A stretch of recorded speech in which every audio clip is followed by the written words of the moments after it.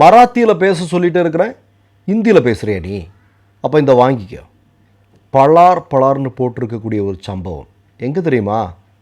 மோடியினுடைய, அமித்ஷாவினுடைய, ஆர்எஸ்எஸ்னுடைய ஆட்சி நடந்து கொண்டிருக்கக்கூடிய மகாராஷ்டிராவில் ஹிந்தியில் பேசினா அப்படிங்கிற, மராத்தியில் பேச வேண்டிய இடத்துல ஹிந்தியில் பேசினா அப்படிங்கிறதுக்காக அந்த அலுவலரை, அரசு அலுவலரை துரத்தி அடிக்கக்கூடிய காட்சி தான் இன்றைக்கி மிகப்பெரிய அளவில் வைரலாக போயிட்டுருக்கு. அதை முதல்ல நீங்கள் பாருங்கள். कारण राज्य शासनाने मराठी भाषा ही राज्यभाषा म्हणून घोषित केलेली आहे आणि आपली राज्यभाषा आहे मराठी. जर बँकांमध्ये मराठीचा वापर करावा असा शासनाचा निर्णय आहे, तुम्हाला जर बोलता येत नसेल मराठी तर मग आमचे ग्राहक दुसऱ्या बँकेत, महाराष्ट्र बँक आहे, दुसऱ्या बँकेमध्ये त्यांचा व्यवहार कसा पूर्ण होणार, कम्प्लीट कसा होणार? तुमच्या बँकेमध्ये पैसे आहेत त्यांचे, त्यांना समजा काही खरेदी करायची, त्यांना व्यवहार करायचा आणि तुम्ही जर समजा तुमचे सगळेच लोक जर हिंदी बोलत असेल, समोरच्या आमच्या ग्राहकाला जर हिंदी येत नसेल, कसं काय शक्य आहे? बँकेच्या बाहेर सगळे बोर्ड आहे ना इंग्लिशमध्ये, कसं काय करणार ते? इथं सगळे, इथं 99% लोक मराठी आहेत, कसं काय करणार?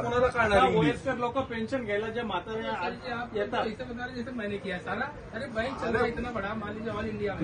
अरे आप बँक मॅनेजर आहे ना, तुमच्यापासून चालू करा. तुम्ही मॅनेजर पाहिजे, मॅनेजरला तर आलंच पाहिजे मराठी. असा बोलतो की तुला कळतच नाही. मॅनेजरला तर मराठी आलंच पाहिजे. ठीक आहे, मी किसने हो रहा था ये? अग्रेसिव्ह ऐका ना, कस्टमर लोकांचा त्रास होतो. இந்தி ஆதிக்கம் அப்படிங்கிறது இந்தியா முழுவதும் ஆர்எஸ்எஸ்னுடைய ஆட்சி வந்ததுக்கப்புறம் ரொம்ப ஸ்ட்ராங்காக கொண்டு வருவதற்கு முயற்சி செய்து கொண்டிருக்கிறார்கள். சமீபத்தில் ஒரு செய்தி நீங்கள் கேள்விப்பட்டிருப்பீங்க. உத்தரப்பிரதேசத்தினுடைய சட்டமன்றத்திலே யோகியை பார்த்து எச்சரித்த அந்த கட்சியை சார்ந்த ஒரு எம்எல்ஏ என்ன சொன்னார்? உத்தரப்பிரதேசத்தினுடைய பூர்வ மொழிகளாக இருக்கக்கூடிய பேஜ்பூரி உட்பட அந்த மொழிகளெல்லாம் மிகப்பெரிய அழிவுக்குள்ளாக இருக்கிறது. அதற்கான காரணம் இந்தி. அதனால் சட்டமன்றங்களில் பேஜ்பூரியிலையும் மக்கள் பிரச்சனைகளை பேசுறதுக்கான அனுமதி கொடுக்கணும் அப்படிங்கிற மாதிரி அவர் பேசின வீடியோவெல்லாம் நீங்கள் பார்த்துருப்பீங்க.